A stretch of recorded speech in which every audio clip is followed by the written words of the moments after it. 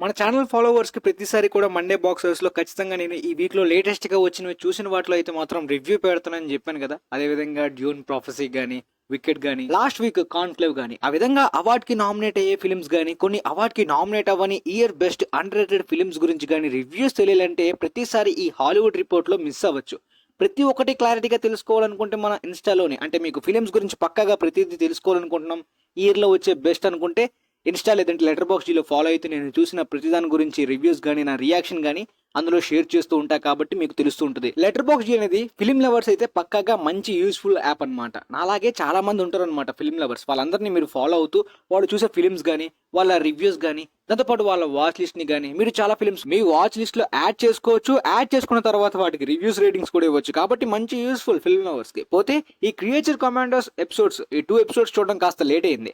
James gun DC universe లో ఇదే మొదటి ప్రాజెక్ట్. ఈ యానిమేటెడ్ క్యారెక్టర్స్ గానీ, స్టోరీ అంతా కూడా యూనివర్స్ కి కనెక్ట్ అయి ఉంటుంది.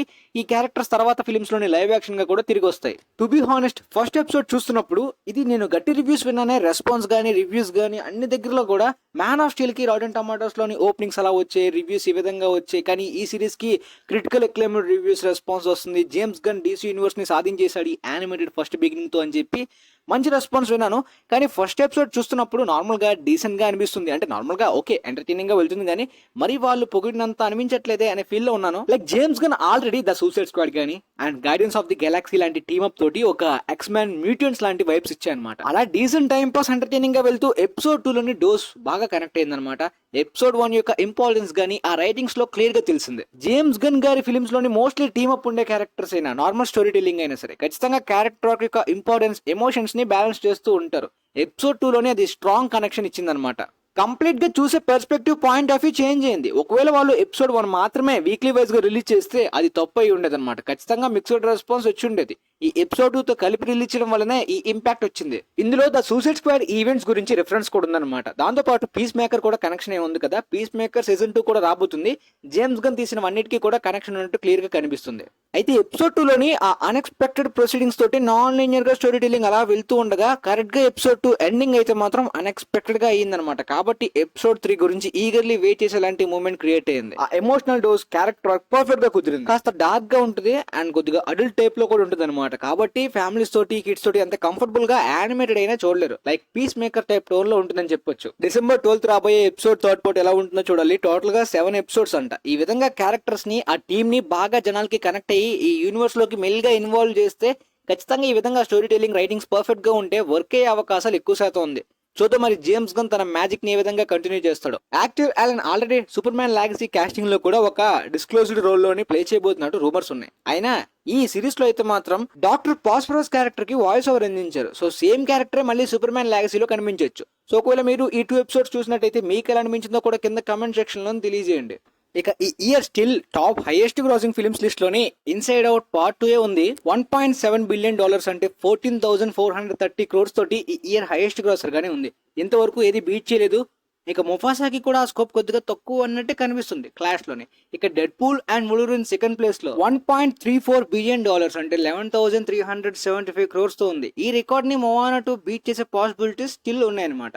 ఇక తర్వాత venom the last dance final run ఇక ఆల్మోస్ట్ కంప్లీట్ చేసుకున్నట్టయితే నెక్స్ట్ వీక్ నుండి అయితే మాత్రం నెంబర్స్ యాడ్ అవడం కూడా కష్టం. ఎందుకంటే న్యూ ఫిల్మ్స్ తోటి ఇక ఇప్పటిదాకా రన్ అయితే మాత్రం ఈ ఫిల్మ్ బ్రేక్ ఈవెన్ ప్రాఫిట్స్ తెచ్చిపెట్టిందా అంటే ఇంటర్నేషనల్ గా ఫ్యూ కంట్రీస్ తప్పించి world wide break even mark ని కూడా ఇంకా అందుకోలేదన్నమాట.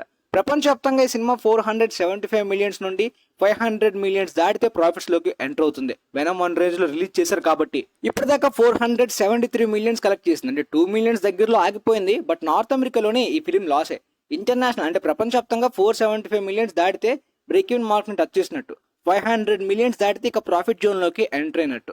సో ఇక ఈ ఫిలిం ప్రాఫిట్స్ అయితే ఇంటర్నేషనల్ కంట్రీస్ లో కూడా తేలేకపోయింది. నార్త్ అమెరికాలోని ఎలానో లాస్ అనుకోండి. వెనమ్ ట్రయాలజీలోని ఇది లాస్ట్ ఫిల్మ్ అన్నప్పటికీ సోనీ యూనివర్స్ ఇంకా కంటిన్యూ అవుతుందా అని అనుకున్నారు, కానీ క్రేవన్ ది హంటర్ కూడా లాస్ట్ ఫిల్మ్ అంటున్నారు యూనివర్స్ లో. చూద్దాం ఏమవుతాం. ఇక తర్వాత గ్లిక్కడ్, అది యాక్చువల్ గా ఓపెనింగ్స్ పరంగా అయితే మాత్రం Barbenheimer range opening events clear గా కనిపించే. ఆ రేంజ్ సపోర్ట్ గానీ, ఇంటర్నేషనల్ గా అయితే గ్లాడియేటర్ 2 డామినేషన్ గానీ క్లియర్ గా ఉంది. కానీ ఎప్పుడైతే మొవానా 2 కూడా సేమ్ మంత్ లో ఉండడం కాస్త ఇబ్బంది అయింది సినిమాకి. లాస్ట్ వీక్ వరకు బాగానే పర్ఫామ్ చేసింది, కానీ ఈ వీక్ కాస్త డ్రాప్ అయింది. ప్రపంచవ్యాప్తంగా 370 మిలియన్స్ కలెక్ట్ చేసిన ఈ ఫిలిం ఇంకా ఫైనల్ రన్ లోని 80 మిలియన్ దాటి కలెక్ట్ చేస్తే బ్రేక్ ఈవెన్ మార్క్ ని అందుకుంటుంది. ప్రీవియస్ వీక్ కి ఈ వీక్ కి 46 మిలియన్స్ ని కలెక్ట్ చేసుకుంది ఈ సినిమా, కాబట్టి ఇంకా స్కోప్ అయితే ఫైనల్ రన్ కి ఉంది. కాకపోతే ఈ ఫిలిం బడ్జెట్ ఎక్కువైనప్పటికీ రిలీజ్ పరంగా స్క్రీన్స్ ఇష్యూస్ జరిగాయి. వికెట్ తోటి క్లాష్ అవ్వడం, ఆర్ రేటెడ్ కావడం తోటి ఫ్యామిలీ కిడ్స్ అటే వెళ్తారు కాబట్టి ఆ ఫిలిం కి ఎక్కువ స్క్రీన్స్ దొరకడం, ఈ సినిమాకి 4000 లొకేషన్ స్క్రీన్స్ కూడా నార్త్ అమెరికాలోని దొరకలేకపోయాయి. కాస్త గ్యాప్ కూడా లేకుండా 1 వీక్ వెంటనే మోవానా 2 కూడా రావడం, ఆ ఇంపాక్ట్ అయితే క్లియర్ గా ఫ్యామిలీ ఆడియన్స్, వికెట్ లేదంటే మోవానా 2 కంప్లీట్ పాపులేషన్ అటువైపు వెళ్ళిపోతుంది. ఈ are rated action film only film lovers కి మిగులుతుంది. వికెట్ నార్త్ అమెరికా డామినేషన్ మాత్రం చాలా గట్టిగా ఉందన్నమాట. 300 మిలియన్స్ దాటి నార్త్ అమెరికాలోనే అలౌన్ గా కలెక్ట్ చేసిందంటే ఆ పొటెన్షియల్ వేరు, ఆ రేంజ్, సక్సెస్ అండ్ రీచ్ విపరీతంగా ఉంది నార్త్ అమెరికాలోని. సీక్వెల్ కి ఇంకా గట్టి పొటెన్షియల్ ఉంది. ఇంటర్నేషనల్ గా నార్త్ అమెరికా రేంజ్ కాదు కానీ పర్లేదు ఓవరాల్ గా. కాకపోతే గ్లాడియేటర్ 2 వల్ల ఇంటర్నేషనల్ ఎఫెక్ట్ చూసినప్పటికీ ఎగ్జిబిటర్స్ ప్రకారం కానీ అండ్ మోస్ట్లీ పాపులేషన్ ప్రకారం కానీ ఈ సినిమా చూసే పాపులేషన్ ఇటు, ఆ సినిమా చూసే పాపులేషన్ అటు, యునానిమస్ గా బాగానే సక్సెస్ అయింది ఓపెనింగ్ వీకెండ్. ఇప్పటిదాకా ప్రపంచవ్యాప్తంగా 458 మిలియన్స్ ని కలెక్ట్ చేసి ప్రాఫిట్ జోన్ లోకి ఇప్పుడే వచ్చేసింది అనమాట ఈ సినిమా. సో సీక్వెల్ కి అయితే మాత్రం 1 మిలియన్ దాటే పొటెన్షియల్ ఈజీగా ఉంది. ఇప్పుడు కూడా క్లాష్ లేకపోతే ఆ పొటెన్షియల్ అయితే ఉందనుకోండి. అండ్ ముఖ్యంగా నార్త్ అమెరికా కాంట్రిబ్యూషన్ అది. లైక్ నార్త్ అమెరికన్స్ కి ఒక Barbie type of pop cultural range hype. ఆ గ్లాడియేటర్ 2 అనేది ఓపెన్హైమర్ టైప్ లోని ఆర్ రేటెడ్ గా ఫిల్మ్ లవర్స్ ని టార్గెట్ చేసేలాంటి సినిమా. కానీ బార్బెన్హైమర్ ఈవెంట్ కి ముందు వచ్చిన ఫిల్మ్స్ కి స్క్రీన్స్ లేక బలైపోయాయి, లైక్ డెడ్ రేకనింగ్. కానీ ఆ ఈవెంట్ బార్బెన్హైమర్ తర్వాత కొత్త ఫిల్మ్స్ రాకపోవడం వాటికి అడ్వాంటేజ్. బట్ వీటికి డిసడ్వాంటేజ్ ఏంటంటే మోవానా 2. రెడ్ వన్ ని కనీసం కూడా పట్టించుకొని డ్వేన్ జాన్సన్ మోవానా 2 ని గట్టిగా ప్రమోట్ చేస్తున్నారు. అండ్ మోవానా లైవ్ యాక్షన్ కూడా ఆల్రెడీ డిస్నీ తోటి కొన్ని ప్రాజెక్ట్స్ కి సైన్ చేశారు కాబట్టి గట్టి ప్రాఫిట్ షేర్ కూడా తీసుకుంటున్నారు. డిస్నీ తోటి ఆ విధమైన కొలాబరేషన్ ఉంది. జంగిల్ క్రూజ్ పార్ట్ 2 గానీ అండ్ ఎక్స్మెన్ మ్యూటెంట్ సాగాని కూడా రూమర్ ఇంకా కన్సిడరేషన్ లిస్ట్ లో ఉందన్నమాట. సో ఆ విధంగా ఈ మోవానా 2 అయితే మాత్రం యానిమేటెడ్ జానరాలో యానిమేటెడ్ ఫిల్మ్స్ కి biggest opening weekend of all time. Animated films కి ఓపెనింగ్స్ ఫ్రంట్ లోడెడ్ కాదు, లాంగ్ రన్ హెవీగా ఉంటుంది. ఫ్యామిలీ స్కిట్స్ లాంగ్ రన్ లో విపరీతంగా రిపీట్స్ గానీ ఎక్కువ రోజులు ఆడే జానర్ అనమాట. కానీ అలాంటి opening weekend frozen 2 thanks giving టైంలో ఆల్ టైమ్ రికార్డ్ పెట్టింది. ఆ ఆల్ టైమ్ రికార్డ్ని ఇప్పుడు మోవానా 2 నార్మల్ రివ్యూస్ తోటే బీట్ చేసింది. మరి అంత క్రిటికల్ ఎక్లైమ్డ్ రేంజ్ కానీ అండ్ ఇంటర్నేషనల్ గా ఆ ఫ్రోజన్ 2 రేంజ్ లో కూడా ఈ సినిమాకి అయితే స్క్రీన్స్ దొరకలేదు. డబ్బింగ్ కూడా పాన్ వరల్డ్ గా అన్ని కంట్రీస్ లో చేయలేదు. సెకండ్ వీకెండ్ కల్లా ఈ ఫిలిం నార్త్ అమెరికాలోనే ఆల్మోస్ట్ 300 మిలియన్స్ కి టచ్ చేసేసింది అనమాట. సో ఇప్పటిదాకా ప్రపంచవ్యాప్తంగా 600 మిలియన్స్ ని కలెక్ట్ చేసిన ఈ సినిమా ఫైనల్ రన్ లోని 1 బిలియన్ 1.3 బిలియన్స్ ని ఈజీగా క్రాస్ చేసి డెడ్ పూల్ అండ్ వుల్వరిన్ రికార్డ్ ని బ్రేక్ చేయొచ్చు. ముఫాసా, సోనిక్ థర్డ్ పార్ట్ వల్ల ఏమైనా క్లాష్ ఇంపాక్ట్ గానీ కాస్త పడినట్టయితే ఆ 1.5 బిలియన్స్ వరకు వెళ్లే పొటెన్షియల్ ఆగిపోతుంది. కానీ జనవరి మంత్ అంతా కూడా హాలీవుడ్ ఫిల్మ్స్ కి డ్రై మంత్ కాబట్టి అక్కడ క్లియర్ అడ్వాంటేజ్ ఉంటుంది. క్రేవన్ ది హంటర్ ఎలానో ఆర్ రేటెడ్ కాబట్టి అంత పెద్ద అడ్వాంటేజ్ గానీ డిసడ్వాంటేజ్ గానీ క్లాష్ ఇంపాక్ట్ గానీ ఉండకపోవచ్చు ఈ ఫిల్మ్స్ కి. 150 మిలియన్స్ లో బడ్జెట్ తోటి ఓపెనింగ్ వీకెండ్ లోనే ప్రాఫిట్స్ వచ్చేసాయి ఈ సినిమాకి. డ్వేన్ జాన్సన్ కూడా బడ్జెట్ లో శాలరీ తీసుకోలే, ప్రాఫిట్స్ లో తీసుకుంటున్నారు కాబట్టి. ధనుష్ గారు ఇంటర్నేషనల్ గా ఒక స్మాల్ ప్రాజెక్ట్స్ చేశారు. దాంతోపాటు గ్రే మ్యాన్ నెట్ఫ్లిక్స్ ఫిల్మ్ లోని కనిపించారు. దాంతోపాటు రీసెంట్ ఈ రోజు మీరు ఇండియాలోని మొత్తం ఆర్టికల్స్ గానీ సైట్స్ గానీ అన్ని పోస్టుల్లోని సిడ్నీ స్వీనీ తోటి కలిసి ధనుష్ గారు అప్కమింగ్ గా ఒక హాలీవుడ్ ఫిల్మ్ చేయబోతున్నట్టు న్యూస్ ని వినే ఉంటారు. మీకు డౌట్ రావచ్చు, అవెంజర్స్ డూమ్స్డే టైంలో అయితే మాత్రం మోస్ట్లీ సోర్సెస్ అన్ని కూడా ఇండియా ఆర్ తమిళ్ తప్పించి హాలీవుడ్ సోర్స్ నుండి ఎక్కడ కూడా డూమ్స్డే కాస్ట్ లోని ధనుష్ గారు యాడ్ అయినట్టు లేదు. సో ఆ రూమర్ గానీ ఆ సోర్స్ ఆ న్యూస్ అంతా కూడా మన ఇండియన్ ఆర్టికల్స్ ఇండియన్ న్యూస్ కి సంబంధించిన తప్పించి హాలీవుడ్ ఆర్టికల్స్ కి కాదు. అండ్ ఒకవేళ మాలిక్యూల్ మ్యాన్ లాంటి ఇంపార్టెంట్ విలన్ రోల్ ని ధనుష్ ప్లే చేస్తే మాత్రం ఖచ్చితంగా హాలీవుడ్ సోర్స్, మార్వెల్ సోర్స్ కూడా వస్తాయి. ఎందుకంటే అది ఇంపార్టెంట్ సూపర్ విలన్ క్యారెక్టర్ కాబట్టి. సో అదంతా కూడా Indian source and Tamil source కాబట్టి ఫేక్ అని ఆ టైంలో చెప్పా. పోనీ ఇప్పుడు కూడా అలానే జరిగే ఛాన్స్ ఉందా బ్రో? ఎందుకంటే సిడ్నీ స్వీనీ తోటి కలిసి ధనుష్ ఈ విధంగా వీళ్ళిద్దరి పేరులో రాబోతున్నట్టు ఎక్కడా కూడా ఫారెన్ సైట్స్ లో గానీ ఫారెన్ ఆర్టికల్స్ లేదు కదా. సో ఇది కూడా ఆ విధంగా ఇక్కడ వాళ్ళు క్రియేట్ చేసిందేనా అనే డౌట్స్ మీలో రావచ్చు అనమాట. పోతే సిడ్నీ స్వీనీ సోనీ ప్రొడక్షన్ లో అయితే మాత్రం స్ట్రీట్ ఫైటర్ ప్రాజెక్ట్ లో ఉంటున్న విషయం, కాస్ట్ కన్సిడరేషన్ లిస్ట్ లో ఉంటున్న విషయం నిజమే గానీ క్లారిటీ అఫీషియల్ గా రాకపోవడానికి రీజన్ ఏంటంటే సోనీ వాళ్ళు తీస్తున్న ఈ street fighter video game based film అనేది ఇద్దరు డైరెక్టర్స్ ని ఆల్రెడీ కోల్పోయారు. అంటే డానీ అండ్ మైకేల్ ఈ ఇద్దరు డైరెక్టర్స్ కూడా ఈ ప్రాజెక్ట్ ని మధ్యలో వదిలేశారు. ప్రస్తుతానికి అయితే హిజాఓ సకురై అయితే ప్రస్తుతానికి డైరెక్షన్ లో ఉన్నారు. నెక్స్ట్ ఇయర్ మార్చ్ లో రిలీజ్ చేయడానికి సోనీ ట్రై చేస్తుంది.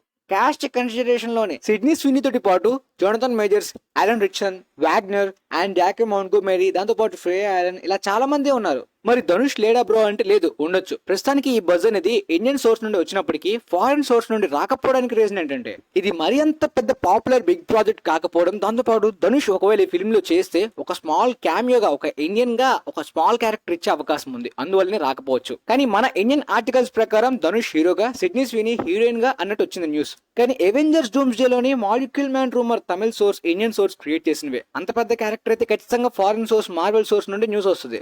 ప్రస్తుతానికి ధనుష్ టీమ్ అయితే ఒక హాలీవుడ్ ప్రాజెక్ట్ అప్కమింగ్ కన్సిడరేషన్ లో ఉన్న విషయం అయితే తెలిపారు అనమాట. సో స్ట్రీట్ ఫైటర్ తో ఉన్నట్టు ప్రస్తుతానికి న్యూస్ వచ్చింది. చూద్దాం మరి తర్వాత ఫుల్ క్లారిటీ వస్తుంది అఫీషియల్ గా.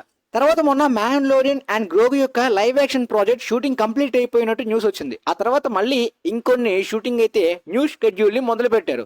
ఆ న్యూ షెడ్యూల్ కూడా మొత్తానికి షూటింగ్ అంతా కంప్లీట్ అయిపోయింది. సరే, పోస్ట్ ప్రొడక్షన్ కి ఒక 6 to 7 months లేదంటే మహా అయితే ఒక 10 months తీసుకున్న నెక్స్ట్ ఇయర్ నవంబర్, డిసెంబర్ కి సినిమా రిలీజ్ చేయడానికి ప్లాన్ చేయొచ్చు కదా అంటే లేదు.